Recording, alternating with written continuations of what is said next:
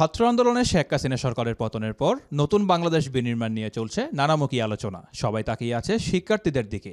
কেমন হওয়া উচিত আগামীর বাংলাদেশ, উঠেছে সেই প্রশ্ন।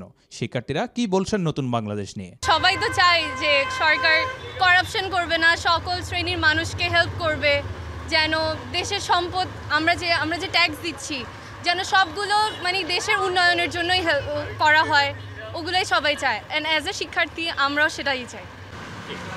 আসসালামু আলাইকুম। আমাদেরকে যদি এই উদ্যোগটা সম্পর্কে যদি একটা পরিপূর্ণ একটা ধারণা দিতেন যে আসলে আপনাদের কার্যক্রমগুলো কি, আসলে কোন কোন জায়গায় কার্যক্রমগুলো হচ্ছে বা ইতিমধ্যে কোন কোন কার্যক্রমগুলো আপনারা সম্পন্ন করেছেন? আমরা চেষ্টা করেছি হচ্ছে যেসব ওয়ালগুলোতে হচ্ছে এতদিন সব কিছু অনেক নষ্ট হয়ে গেছে বা হচ্ছে পোস্টার যা যা ছিল ওয়ালগুলো আমাদের অনেক নষ্ট হয়ে গেছে, তো আমরা চেষ্টা করছি ওয়ালগুলোকে পরিষ্কার করে ওইখানে একটা আর্টের মাধ্যমে তুলে ধরার, যে বাংলাদেশটাকে একটু সুন্দর করার জন্য ট্রাই করতেছি আর কি। কি কি ছবি অঙ্কন করেছেন ইতিমধ্যে আমাদেরকে একটু ধারণা দিতেন? আমরা অনেক ধরনের বার্তা দেওয়ার ট্রাই করছি ছবির মাধ্যমে, যেমন মুগ্ধ ভাইয়াকে তুলে ধরার ট্রাই করছি ওনার পানি লাগবের মাধ্যমে, দেন আবু সাইদকে তুলে ধরার ট্রাই করছি, দেন একটা নতুন যে আমরা স্বাধীন দেশ পাইছি ওইটা তুলে ধরার ট্রাই করছি, তারপর হচ্ছে আমাদের যে নতুন সূর্যের আলো এটা বোঝানোর ট্রাই করছি। আমরা আসলে সব স্পটেই মোটামুটি করা শেষ, কিছু কিছু জায়গায় এখন পর্যন্ত বাকি আছে আর কি, ওগুলোও আমরা ইনশাল্লাহ ট্রাই করবো করে ফেলার। আর সাথে হচ্ছে আমাদের আরও কিছু কাজ করার আছে, যেমন সব কিছু পরিষ্কার পরিচ্ছন্ন রাখার দায়িত্বটাও আমরা নেওয়ার ট্রাই করেছি। সাথে হচ্ছে এখন যেহেতু কোনো ট্রাফিক ব্যবস্থা নাই, আমাদের স্টুডেন্টরা ট্রাই করতেছে অনেক বেশি যে ট্রাফিকগুলোও হ্যান্ডেল করার জন্য। তাছাড়াও যেসব জায়গায় হচ্ছে বিভিন্ন ধরনের ঝামেলা হচ্ছে, যেগুলো দুর্বৃত্তরা ট্রাই করতেছে করার, ওইগুলোও স্টুডেন্টদের মাধ্যমে আসলে আমরা চেষ্টা করছি সমাধান করার। এটাই আমাদের আসলে উদ্যোগ, যাতে বাংলাদেশটা একটা সুন্দর এবং একটা সেফ কান্ট্রি হিসেবে থাকে।